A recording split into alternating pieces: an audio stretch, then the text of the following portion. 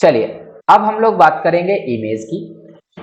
HTML के अंदर किसी इमेज को कैसे इंसर्ट किया जा सकता है, अब हम इस पे बात करेंगे।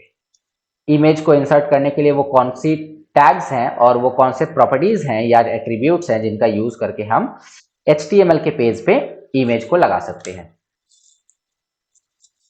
तो इसके लिए आपको img टैग का यूज करना होगा। इन HTML you can insert image from your device. HTML में आप अपने कंप्यूटर से किसी इमेज को लगा सकते हैं। HTML provide img tag.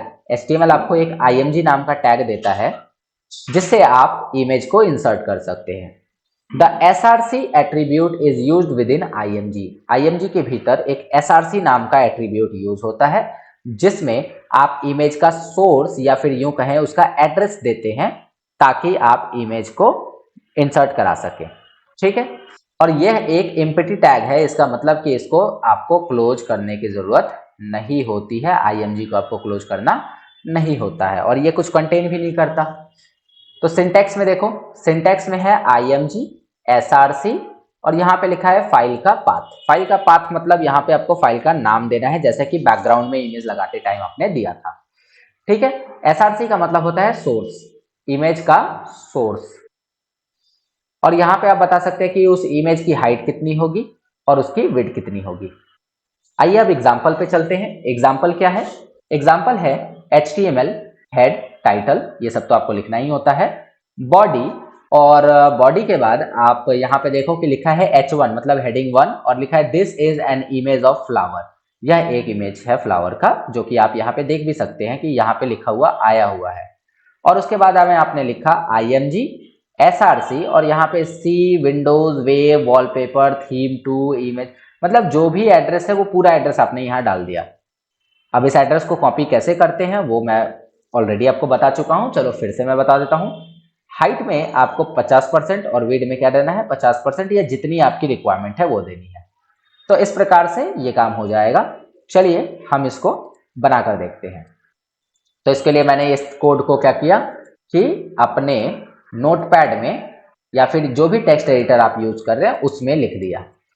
ठीक है, लिखने के बाद में क्या करना है कि हमें ये लोकेशन या तो बदल दीजिए, हालांकि ये लोकेशन एकदम सही लोकेशन है, आप अभी से भी इसको यूज कर सकते हैं। सेव किया और रन कराकर देखते हैं कि क्या यहाँ पर इमेज आया। बिल्कुल नहीं, यहाँ पर इमेज नहीं आया। हाइट विड्थ सेट हो गई लेकिन इमेज नहीं आया। कारण क्या है कि हमारा जो इमेज है उसका ये एड्रेस गलत भी हो सकता है। तब हम क्या करते हैं, तब हम चलते हैं इमेज पे। जैसे थोड़ी देर पहले मैंने बताया कि आपको अपने कंप्यूटर में रखे इमेज को क्या करना है, लेना है। जो भी इमेज आपको लगानी है, सपोज मुझे यहाँ पर इसमें से कोई इमेज लगानी है, एक मिनट लोड हो जाए जरा ये। तो कोई भी इमेज आपको अगर लगानी है देन उस इमेज को आप पहले तो कॉपी कर लीजिए और कॉपी करने के बाद आप उसी लोकेशन पे डाल दीजिए जिस लोकेशन में मतलब जहां पर आपका HTML का फाइल सेव है। उसके बाद आप थोड़ा इसका नाम छोटा कर लीजिए क्योंकि इतना बड़ा नाम आप इसको नहीं देंगे। तो img3 मैंने इसका नाम दे दिया, तो ये image3 हो गया। अब दो तरीके हैं जब जिससे आप क्या कर सकते हैं, इमेज डाल सकते हैं। या तो चूंकि आपका यहाँ पर देखो तो आपका मेन फाइल मतलब जिस फाइल को आप रन करा रहे हैं इसका नाम क्या है, विंडोज नाम है ये फाइल, और जो इमेज का फाइल है ये दोनों फाइल एक ही लोकेशन पे है, मतलब विंडोज भी और ये दोनों तीनों फोटो एक ही जगह पे है। तो आप क्या कर सकते हैं कि डायरेक्ट इसका नाम लिख सकते हैं। तो डायरेक्ट आपने इसका नाम क्या लिखा, img3.jpg, ये लिखना मत भूलिए। तो इतना करके जब आपने इसको सेव किया और सेव कराने के बाद जब आप इसको रन कराते हैं तो आप पाते हैं कि यहाँ पर इमेज ओके नहीं आया, कोई इशू नहीं है। हम पहले इसका टाइप देख लेंगे। तो मैंने यहाँ पे हाइट विड्थ और को क्या कर दिया 50% कर दिया। 50% के बाद में हम इसको रन करते हैं। अभी देखो कोई कारण से यहाँ पर वो इमेज नहीं अपीयर हो पा रही है, लेकिन आप सेम कोड करिएगा, आपका यहाँ पर इमेज जो है वो अपीयर होगा।